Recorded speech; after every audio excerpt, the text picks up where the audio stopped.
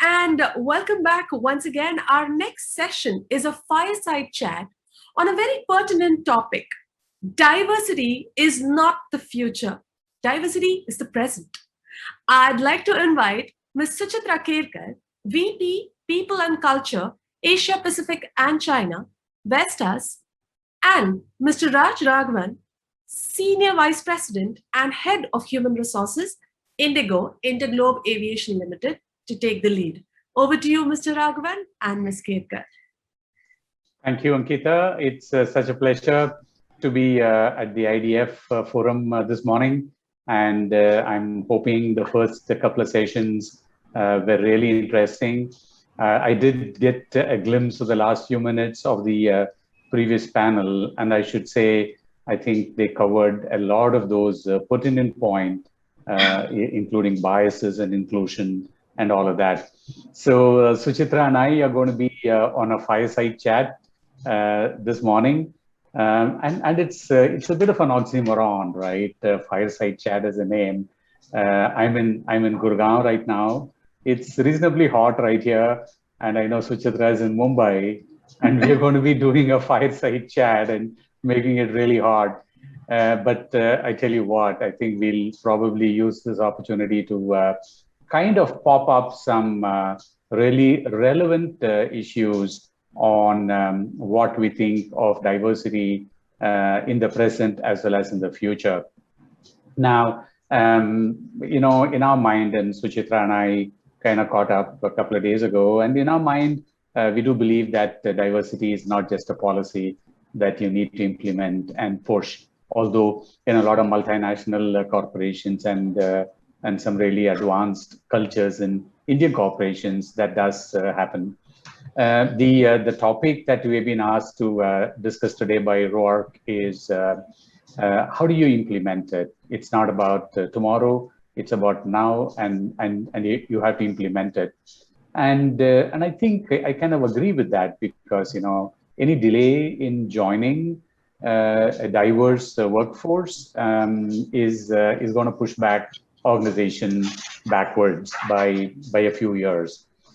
So what we try and do this afternoon, we have 30 minutes and we'll probably discuss for about 20 and leave 10 minutes for Q&A. And there are a few points that Suchitra and I want to kind of touch. The first is, why do we think diversity is a business imperative today? That's more a challenging kind of question. Everyone's talking, so should we be doing diversity? Or is there a business need to it? The second one I think we really want to talk about today is, can organizations really make diversity a reality today?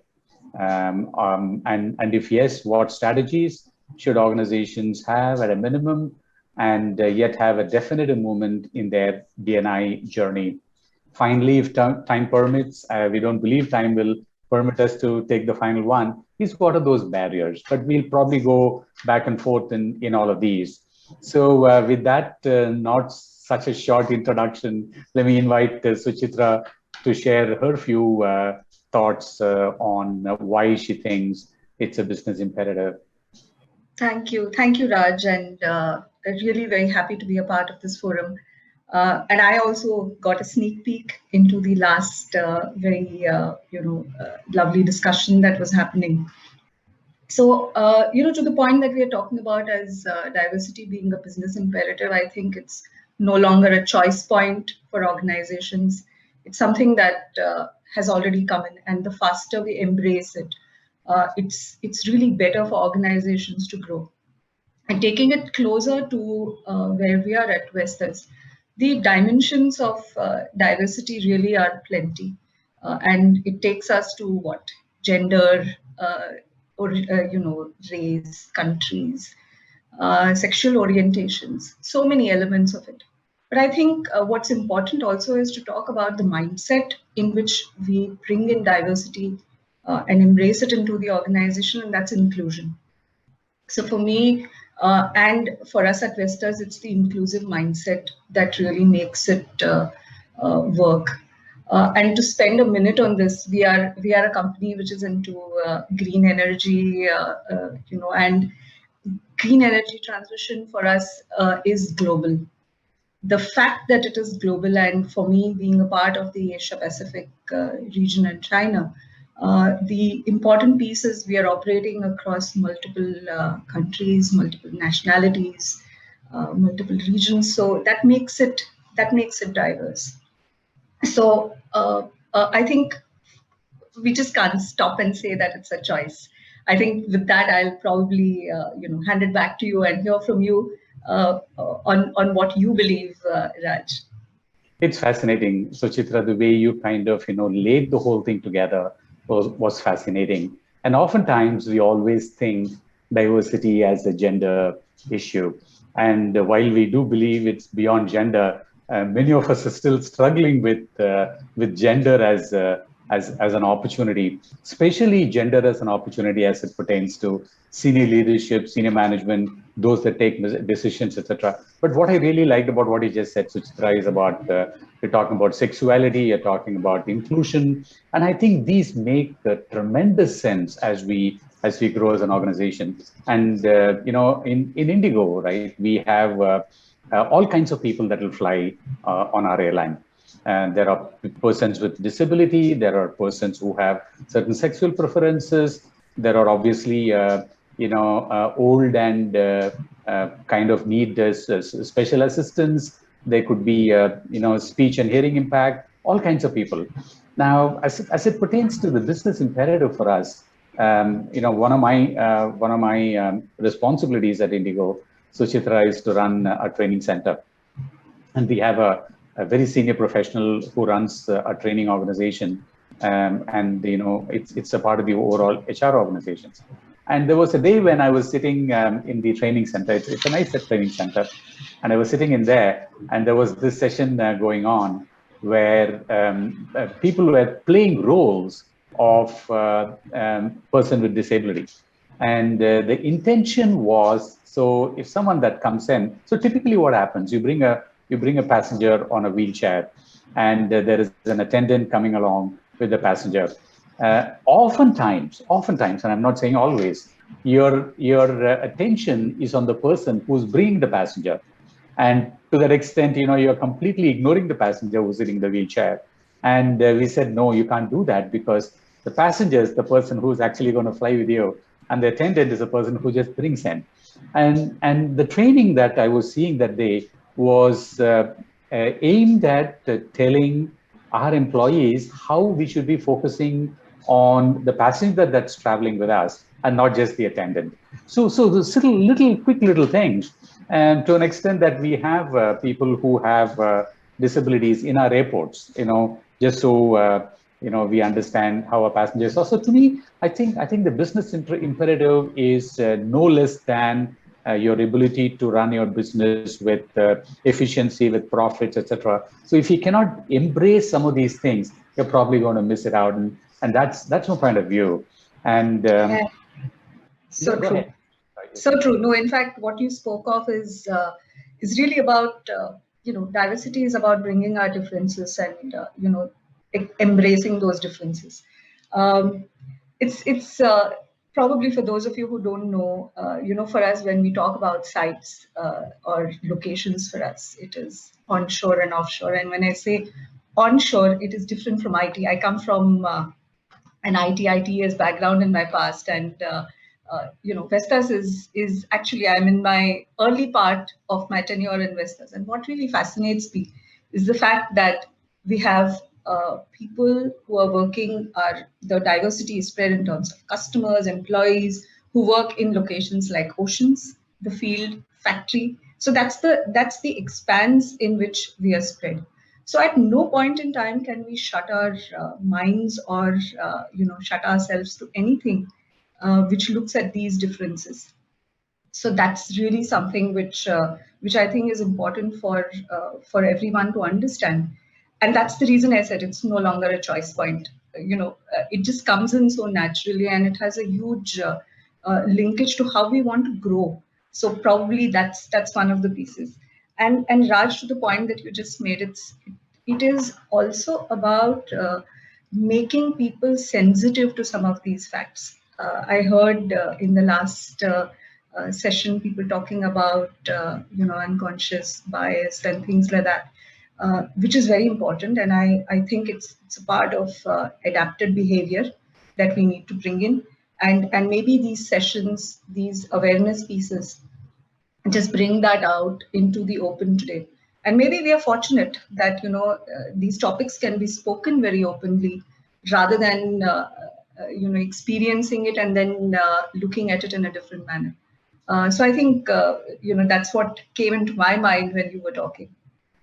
I think brilliant point on diversity also from the standpoint of where you perform your work from, because oftentimes we all think diversity is confined to a workspace and the workspace is confined to a building, and the building is more often than not confined to where you go to a cafeteria and come back and sit in the same seat. When you talk about the high seas, the lands, and all kinds of places where your business operates at, that is diversity itself. And if you can't think of a diverse workforce, how can the business environment come in there? So, Suchitra, I'm going to just move on to our next area of conversation. Is about how do you make diversity a reality? And more than next area, I think it's a continuation of the first one. And what kind of strategies must organizations enforce to be able to see minimum yet definitive movement in their diversity and inclusion journey? So why don't you start with your reflections, Suchitra, and then I'll go after you. The start point is to have this as the leadership agenda. It has to start from the top. If it's not a part of the leadership agenda, if it's not a part of the company agenda, it will only remain on paper. Yeah. So for us at Vestas, if you remember, we were talking and I mentioned to you, it's a must-win battle. And when I say it's a must-win battle, it's really around making sure that we have women leaders who are positioned into the organization. Second, it's around making sure that we are driving an inclusive mindset. The people and culture leader for the organization, Kirsten, talks about the fact that there is sometimes we have these blind spots and it's like fish in water. You don't realize it, but the moment you bring this out as an agenda, it then naturally flows into the piece which is around hiring, which is around talent acquisition that we get, developing people for some of these elements around sensitization. And when you attach a number to it, that's when the strategy comes to life. When I'm saying number, it's not to bring in the change, but I think we are these days in our minds, we are driven by the fact that how can I see it make a difference? So the number comes in from there. It just shows us how we are able to make progress. To that extent, I must say that we have built a lot of this into small things around how should a job description be written? Can that be gender neutral? How should the interviews be held? Should it be a good mix of gender that we have when we are doing interviews? I think those are pieces that we are consciously bringing in into the methodologies as far as Vestas is concerned. And I think it's sort of making it work for us.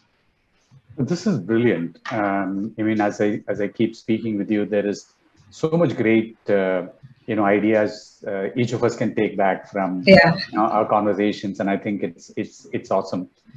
Even as I respond to the point, let me encourage the viewers to put their questions on the chat box. I don't know how that's going to work. Maybe someone's going to read it out for us, but please start putting your questions on the chat box, and we'll probably take it from there on.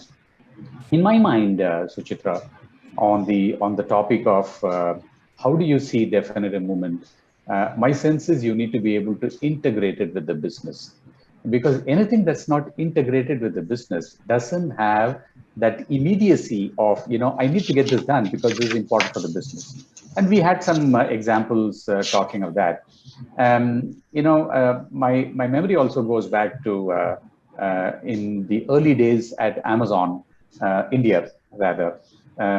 We said we really needed to get people with disabilities integrate into the mainstream society, and by way of providing them jobs. And I think, in my mind, it's great social reflection in terms of both PWD as well as LGBTQ. And then we said, we need to be able to showcase this in a manner that people will, stand up and say and take notice. Oh my God, is this something you guys are doing? So, for example, in Kerala, we had a distribution center which was run by all women, including the center leads to the delivery people, to those that run logistics. It was an all-women team, about 45 of them. And the reason we did that was to be able to showcase that, our business is predominantly given to us by women, right? At Amazon.in, one of the studies revealed that 70% of the buying decisions on the website was made by women. So, then you better had, people who did that. And another experiment we did was to have a delivery station once again, being run completely by people with disabilities. And what this meant was, again, a station of 20, 25 people who all were speech and hearing impaired. And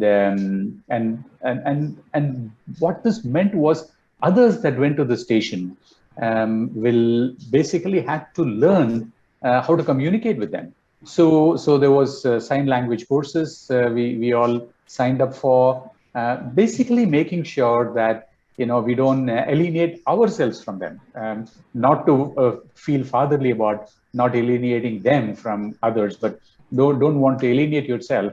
And how do we then make sure they are able to drive, because they had to go on a motorcycle, and there were things about safety.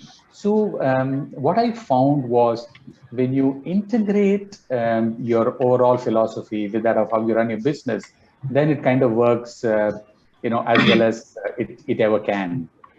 Yeah, so true, so true, so true. Raj, what comes to my mind when you speak of integrating it with the business is really around the fact that we talk about policies, we talk about processes, but what's important is, I think I just want to draw out an example over here where, being an organization which is also having so many technicians. Typically, when you look at engineers and technicians, the idea is, maybe mentally we think differently over here and say it could be all male technicians. But that's not the case for us. We're very absolutely clear in our minds that these roles can be done by our women technicians who are there in the field. And there are examples of all of this across around in the organization. And in terms of policies, I think I probably think that even before some of these were prescribed as legalities. We had a creche, we had elements where people were allowed to bring in their children into the space where they are kept. So I think those are areas where you integrate work and life. That's something when you start thinking towards making it easy for people. The whole concept takes it over there rather than around simplicity and making it easy for people. I think that's what you alluded to, which I picked from. And do we have any questions? Absolutely. No, I don't think we have a question right now. And let's keep this conversation going. I think it's very interesting as it goes. And if questions come, we'll certainly take them. And I liked, Suchitra, what you said about technicians as a mindset is always a male thing, and how it can be women. And much like it happens with pilots, airplane pilots, always the reference to an airplane pilot is a he. And I'm kind of pleased to say IndiGo in the region, in the Greater Asian region, has probably the highest number of women pilots as a percentage of overall pilot population. And we also have, pilots have different grades, and the topmost you can get to, if you're a flying pilot, and you can be a chief pilot with other office work as well. But as a flying pilot is what you call an examiner. And we have and to get to an examiner, you probably have flown about 20 years, and you've done all kinds of weather. You can have all kinds of terrain, and then we have about 10 to 12 of them who we call examiners, which is kind of great.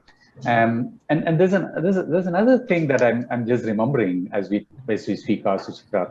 When we were building the Ford Motor Company manufacturing plant in the outskirts of Chennai, so we had done all the recruiting.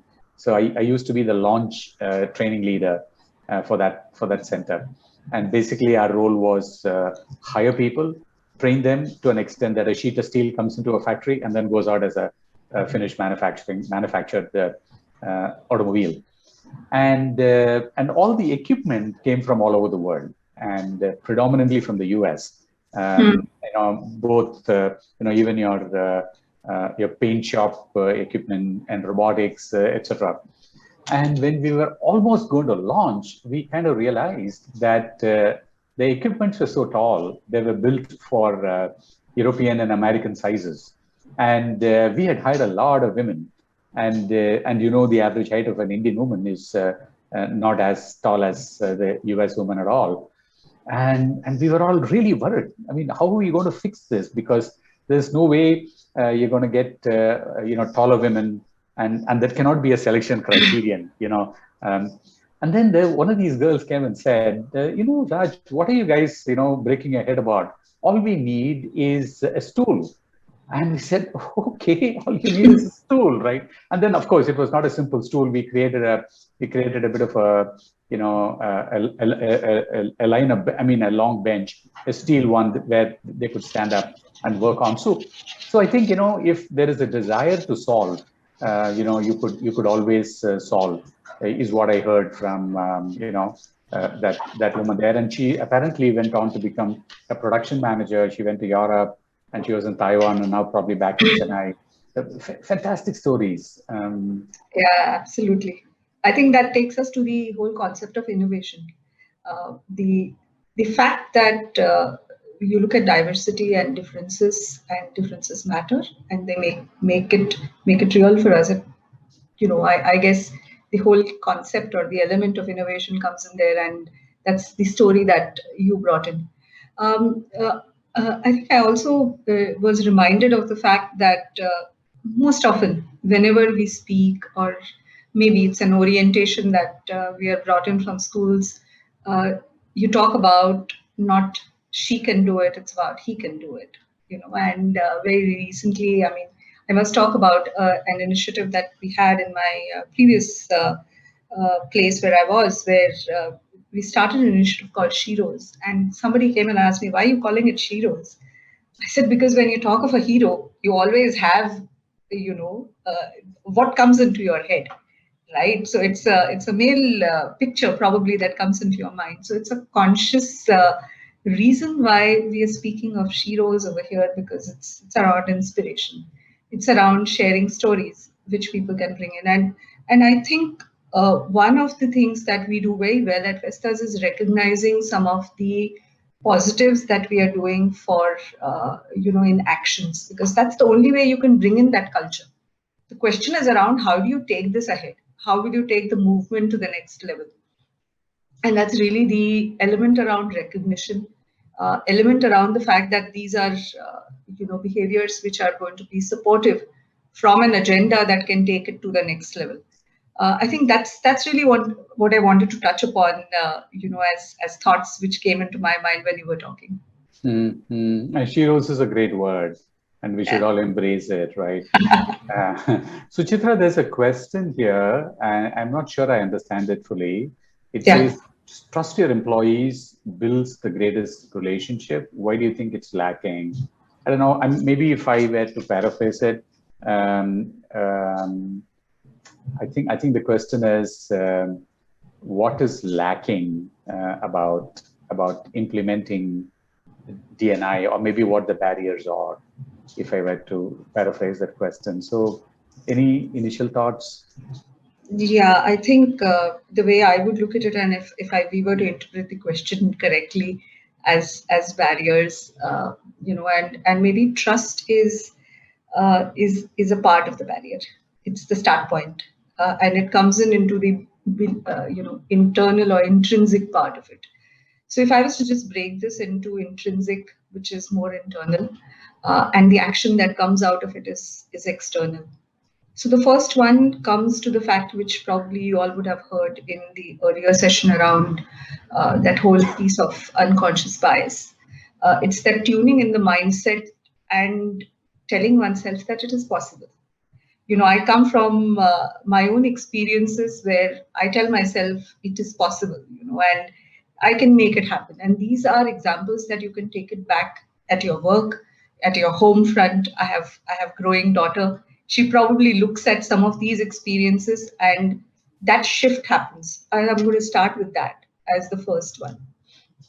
The second one we talk about is the lack of sensitivity. So how do you become sensitive? It's again conscious way in which you can bring in sensitivity, because when you get a feedback, how often do you really look at that feedback uh, as an input that can change? So I think our openness to some of these elements are a start point when I spoke about the intrinsic part of it. Then comes the next one, which is more external. Most of that we speak about, which are in our policies, which are in our programs, which are in our methods of measurement that actually come into bringing DNI to life. That's really how I would look at it, Raj. No, very, very well said. I like the words of mindset and biases. And I would completely agree with you. If there is anything that's lacking, obviously, trust is a big part. But I think it's about the mindset, and that's it. If you believe as a leader, and someone talked about, it starts on the leadership, right? And if you believe that as a leader, and if it makes business sense, the only thing that can stop you is your mindset and biases. And today, we also believe that there's a lot of unknown biases. Yeah. And how do you help people go beyond unknown biases? And this also means that you need to consciously train your mind and in turn your behavior to kind of use words and phrases and sentences that don't bring your unknown biases. Like, for example, instead of, most of us refer to an employee as a he. And we always take pride in the fact that this is a gender neutral connotation of addressing an employee. I'm saying, no, that's not gender neutral. If it is gender neutral, why don't you just say she? And, I've consciously started saying, she and her. And so, whether you like it or not, that gives you some kind of connotation in terms of where your biases can be. And that alone is not going to solve your bias problem, right? Some of it is deep rooted. But if you don't take an effort to doing it, you're not going to get that. So Suchitra, we are bang at 12 o'clock, which I think is the close time. Do you have some closing comments before we say bye-bye? Thanks. First of all, I liked, this was more of a conversation between you and me. I felt so it was really very nice. So probably a big closing comment for me is, diversity is really a mix, and inclusion is really, how do you make that mix work? So that's probably going to be something that's going to help us as we take things along. With that, thanks for having me as a part of this. No, it was absolute pleasure talking to you, Suchitra. I think I learned so much as you were talking about diversity. Not just being gender based or PWD. It was also about the locations you work in, and I think some great examples that came our way. In closing, I would only say, I think, and again, the previous panel talked about inclusion. I think inclusion is a very big component. And I think, as a business, we all need to reflect. We need to reflect socially, and also see where is it that, our biases come in terms of, trying to make an implementation of some of these initiatives. So with that, Ankita, I want to turn it back to you, and I want to thank Rourke. Rourke has been really chasing Suchitra and I Same. As we were trying to Same get here. ready. I don't think he was sure that we can pull it off, right? I mean, he said, Yeah. are you guys sure? I said, no, we are. so that is 30 minutes, Rod. So we got it. And back to you, Ankita. Thank you. Perfect. And indeed on time is what I can say. Thank you so much, Mr. Raghavan. Thank you so much, Ms. Kerkar, for that brilliant fireside, which we thoroughly enjoyed listening to. Quite insightful. And to make a point, diversity is indeed the need of the hour today and not something to be left for future, as you both rightly said.